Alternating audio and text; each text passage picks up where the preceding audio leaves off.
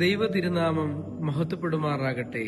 കർത്താവിൽ അനുഗ്രഹീതരെ, പരിശുദ്ധമായ വലിയ നോമ്പിലെ 21-ാം ദിവസമായ ഇന്ന് നമ്മൾ ചിന്തിക്കുന്ന വേദഭാഗം വിശുദ്ധ മർക്കോസ് എവൻഗേലിസ്ത എഴുതിയ സുവിശേഷം 8-ാം അധ്യായം 1 മുതൽ 10 വരെയുള്ള വേദഭാഗത്തെ ആസ്പദമാക്കിയാണ്. നമ്മുടെ കർത്താവ് ഗലീല കടൽ തീരത്തിനടുത്തുള്ള മലയിൽ വെച്ച് തനിക്ക് ചുറ്റുമുള്ള ജനത്തെ കണ്ട് അവരെ കണ്ട് മനസ്സലിഞ്ഞ് അവർക്ക് ആഹാരം നൽകുന്ന അനുഭവം, 7 അപ്പം കൊണ്ട് 4000 പേരെ പോഷിപ്പിക്കുന്ന ഒരു വലിയ സംഭവത്തെ നമുക്ക് ഇവിടെ കാണുവാൻ കഴിയും. കർത്താവ് അവരെ ഉപദേശിച്ചതിന് ശേഷം അവരുടെ 3 ദിവസത്തെ ആഹാരത്തെക്കുറിച്ചും അവർ തിരികെ പോകുമ്പോൾ വഴിയിൽ വീണേക്കാം, വളരെ ദൂരത്ത് നിന്ന് വരെ ഉള്ളവരുണ്ടല്ലോ എന്നൊക്കെ അവരെ കരുതി തന്റെ ശിഷ്യന്മാരോട് അവർക്ക് ആഹാരം നൽകുവാൻ ആവശ്യപ്പെടുകയാണ്. അവരുടെ പക്കൽ അത്രയും ആളുകളെ കരുതുവാനുള്ള ആഹാരമില്ലാത്തത് കൊണ്ട് ശിഷ്യന്മാർ കർത്താവിനോട് പരിഭവപ്പെടുകയും ഉള്ളത് ആ 7 അപ്പം അതിനെ അനുഗ്രഹിച്ച് വലുതാക്കി പന്തിയിലിരുന്ന തന്റെ ശിഷ്യജനത്തിന് നൽകുന്ന വലിയ സംഭവം. ഈ നോമ്പ് കാലഘട്ടത്തിൽ ഈ ഭാഗം നമ്മൾ വായിക്കുമ്പോൾ നമ്മുടെ കർത്താവിന് നമ്മളോടുള്ള ഭാവം, നമ്മളോടുള്ള സ്നേഹം, നമ്മളോടുള്ള കരുതൽ എന്നിങ്ങനെ എപ്രകാരമാണ് എന്ന് നമ്മിലേക്ക് തന്നെ തിരിഞ്ഞു നോക്കുമ്പോൾ നമുക്ക് മനസ്സിലാകും. കർത്താവിനോട് കൂടെ 3 ദിവസം അവരോട് സംവദിക്കുകയും കർത്താവിൻ്റെ ഉപദേശങ്ങൾ കേൾക്കുകയും ചെയ്തതിന് ശേഷം അവർക്ക് ആഹാരം വേണമെന്നും അവർ തളർന്നു പോയേക്കാമെന്നും അവരോട് മനസ്സലിവ് തോന്നുന്നതുമായ ഒരു ക്രിസ്തുവിനെയാണ് നമ്മൾ അവിടെ കാണുന്നത്. ഈ 40 ദിവസം നമ്മൾ നോമ്പ് നോക്കുമ്പോൾ നമ്മുടെ കർത്താവിന് നമ്മളോട് മനസ്സലിവുണ്ടാകണം. അതിന് നമ്മുടെ ജീവിതം കർത്താവിനെ കേൾക്കുന്നതാകണം, കർത്താവിനെ അനുകരിക്കുന്നതാവണം, കർത്താവിനെ ജീവിതത്തിൽ മാതൃക ആക്കുവാൻ സാധ്യമാകണം എന്ന് ഈ വേദഭാഗം നമ്മോട് മൗനമായി പറയുകയാണ്. കർത്താവിന് നമ്മളോട് അലിവ് തോന്നുന്നത് എപ്രകാരമാണ്? നമ്മുടെ ജീവിതം അപ്രകാരം ഒരുക്കമുള്ളതാകണം.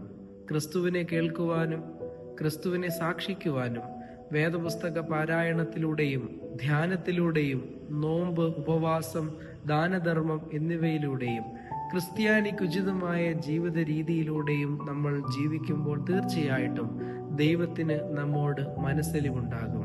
നമ്മുടെ ജീവിത പ്രയാണങ്ങളിൽ സഹാനുഭൂതിയോടുകൂടി, ആർദ്ര കരുണയോടുകൂടി, സ്നേഹത്തോടുകൂടി ക്രിസ്തു നൽകിയ അതേ മാർഗം നമുക്ക് ചുറ്റുമുള്ളവരോട് നമ്മൾ പ്രവർത്തിക്കുമ്പോൾ, അത് പ്രകടിപ്പിക്കുമ്പോൾ തീർച്ചയായിട്ടും ദൈവം നമ്മോട് അലിവ് തോന്നുന്നവനാകും എന്ന് നമ്മൾ രുചിച്ചറിയുവാൻ തക്കവണ്ണം കഴിയും. സങ്കീർത്തനത്തിൽ നമ്മൾ വായിക്കുന്നുണ്ടല്ലോ, യഹോവ നല്ലവനെന്ന് രുചിച്ചറിയുവനെന്ന്. അപ്രകാരം ദൈവത്തിന്റെ അലിവിനെ നമ്മുടെ ജീവിതത്തിൽ രുചിച്ചറിയുവാൻ തക്കവണ്ണം നമുക്ക് സാധ്യമാകണം. കർത്താവ് തന്റെ ജനത്തെ കാണുന്ന ആ മനസ്സലിവിന്റെ ഭാവം, അവർ വഴിയിൽ ഒരുപക്ഷെ തളർന്നു പോയേക്കാം. നമ്മുടെ ജീവിത സാഹചര്യങ്ങളിൽ നമ്മൾ തളർന്നു പോയേക്കാവുന്ന ഇടങ്ങളിൽ കർത്താവിൻ്റെ മനസ്സലിവ് നമ്മോട് കൂടെ ഉണ്ട് എന്നുള്ള ബോധ്യത്തിൽ നമ്മൾ ആയിരിക്കുമ്പോൾ അന്നന്നത്തേക്കുള്ള ആഹാരം അവൻ കരുതിക്കൊള്ളും. നമ്മുടെ കർത്താവ് പഠിപ്പിച്ച കർത്തൃപ്രാർത്ഥനയിലും അതുതന്നെയാണ്, അന്നന്നത്തേക്കുള്ള ആഹാരം ഞങ്ങൾക്ക് തരണമേ എന്നാണ്. പഴയ നിയമത്തിൽ മന്ന ദൈവം അവർക്ക് നൽകുമ്പോൾ അതത് ദിവസത്തേക്കുള്ളത് കർത്താവ് യഹോവയായ ദൈവം അവരോട് പെറുക്കിക്കൊള്ളുവാൻ പറഞ്ഞു. കൂടുതൽ പെറുക്കിയവന് കൂടുതലുമില്ല, കുറഞ്ഞു പെറുക്കിയവന് കുറഞ്ഞതുമില്ല എന്നുള്ളതാണ്. കാരണം അന്നന്നത്തേക്കുള്ളത് കരുതുവാൻ ദൈവം നമ്മുടെ ജീവിതത്തിൽ ഇടപെടും എന്നുള്ള അടിയുറച്ച വിശ്വാസം അവരിൽ ഉണ്ടാകുവാനും അതിലൂടെ ദൈവത്തെ മഹത്വപ്പെടുത്തി ജീവിക്കുവാനും അവർക്ക് സാധ്യമാകണം. നമ്മുടെ ജീവിതത്തിലും അപ്രകാരമാകണം. നമ്മൾ അന്നന്നത്തേക്കുള്ള ആഹാരത്തിനായിട്ട് അധ്വാനിക്കുമ്പോൾ അതിൽ ദൈവത്തിന് ഇടം കൊടുക്കുവാൻ തക്കവണ്ണം നമ്മുടെ ജീവിതത്തെ നമ്മൾ ക്രമീകരിക്കണം. അതോടൊപ്പം തന്നെ ദൂരെ നിന്നും വരുന്നവരും ഉണ്ട് എന്ന് കർത്താവ് അവിടെ പറയുന്നുണ്ട്. നമ്മുടെ ജീവിതത്തിൽ നമുക്ക് ചുറ്റുമുള്ളവർ മാത്രമല്ല ദൈവത്തിന്റെ അലിവിനായി നോക്കി പാർക്കുന്നത്.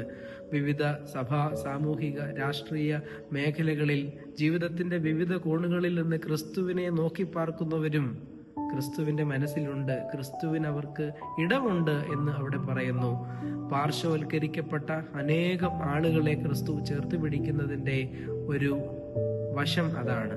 നമ്മളും അപ്രകാരം ക്രിസ്ത്യാനികളായി ജീവിക്കുമ്പോൾ ഈ ലോകത്തിൽ, ഈ സമൂഹത്തിൽ ദുഃഖിതരെയും അവശരെയും അവഗണിക്കപ്പെട്ടവരെയും ആവശ്യത്തിന് സഹായങ്ങളെ ചോദിക്കുന്നവരെയും ഒക്കെ ചേർത്ത് പിടിക്കുമ്പോൾ ക്രിസ്തുവിന്റെ അലിവ്, അതേ മനോഭാവം നമ്മിലും ഉണ്ടാകും. ക്രിസ്തുവിന്റെ ഭാവമുള്ളവരായിരിക്കുവാൻ പൗലോസ്ലീഹ ഫിലിപ്പിയർക്ക് എഴുതിയ ലേഖനത്തിൽ നമ്മെ ഓർമ്മപ്പെടുത്തുന്നുണ്ട്. അപ്രകാരം നമ്മൾ ക്രിസ്തുവിന്റെ ഭാവത്തെ ധരിക്കുമ്പോൾ, അതിനനുസരിച്ച് നമ്മുടെ ജീവിതത്തെ ക്രമീകരിക്കുമ്പോൾ, ശിഷ്യന്മാർ നൽകിയ 7 അപ്പം കൊണ്ട് 4000 പേരെ പോഷിപ്പിച്ചതുപോലെ നമ്മുടെ കുറവുകളിൽ നിന്ന് കർത്താവിന് നൽകുമ്പോൾ ആ കുറവുകളെ ദൈവം നിറവുകളാക്കി തീർക്കും. നമ്മുടെ ഈ നോമ്പ് ദിനത്തിൽ നമ്മുടെ കുറവുള്ള ജീവിതത്തെ ദൈവത്തിന് സമർപ്പിക്കുമ്പോൾ ശേഷിച്ചവ 7 കൊട്ടയിൽ എടുത്തു എന്ന് പറയുന്നത് പോലെ നമ്മുടെ ജീവിതത്തിലും ദൈവത്തിന്റെ അത്ഭുതകരമായ ശേഷിപ്പുകളെ ദൈവം നിലനിർത്തുമെന്നും നമുക്ക് ചിന്തിക്കുവാനും ധ്യാനിക്കുവാനും സാധ്യമാകണം. അതിന് ഈ വേദഭാഗം നമ്മെ ചിന്തിപ്പിക്കട്ടെ. അനുദിന ജീവിതത്തിൽ ദൈവത്തിന്റെ മനസ്സലിവിനെ നമ്മുടെ ഹൃദയങ്ങളിൽ ധ്യാനിക്കുവാനും അവന്റെ മനസ്സലിവിന് അർഹരായി തീരുവാനും നമ്മിൽ ഉള്ള ദൈവിക വ്യാപാരത്തിലൂടെ മനസ്സലിവിനെ നമ്മുടെ ഹൃദയത്തിന്റെ ജീവിതത്തിന്റെ ഭാഗമാക്കുവാനും നമ്മളും അപ്രകാരം മനസ്സലിവുള്ളവരായി ജീവിക്കുവാനും സാധ്യമാകണം എന്ന് ഈ വേദഭാഗം നമ്മെ ഓർമ്മിപ്പിക്കുകയാണ്. നമ്മുടെ കുറവുകളുള്ള ജീവിതം അത് ദൈവത്തിന് സമർപ്പിക്കപ്പെടുമ്പോൾ കർത്താവ് നമ്മെ ഉപയോഗിക്കും എന്നുള്ളത് ഉത്തമ ഉദാഹരണമാണ് ഈ അപ്പത്തിന്റെ അത്ഭുതത്തിൽ നിന്ന് നമുക്ക് മനസ്സിലാകുന്നത്. അതിന് ദൈവം നമ്മെ ഇടയാക്കട്ടെ എന്ന് പ്രാർത്ഥിക്കുന്നു. നമ്മുടെ ജീവിതം ദൈവത്തിന് സമർപ്പിതമായി തീരുവാൻ, ദൈവത്തിന്റെ അത്ഭുതം പ്രവർത്തിക്കുവാൻ നമുക്ക് ദൈവത്തിന് നൽകാം എന്ന ഉറച്ച തീരുമാനത്തിൽ ജീവിക്കുവാൻ, ക്രിസ്ത്യാനിക്ക് ഉചിതമായി അനുഗ്രഹീതമായി ജീവിക്കുവാൻ ദൈവം നമ്മെ ഇടയാക്കട്ടെ എന്ന് പ്രാർത്ഥിക്കുന്നു. ദൈവം നമ്മെ അനുഗ്രഹിക്കട്ടെ. ആമീൻ.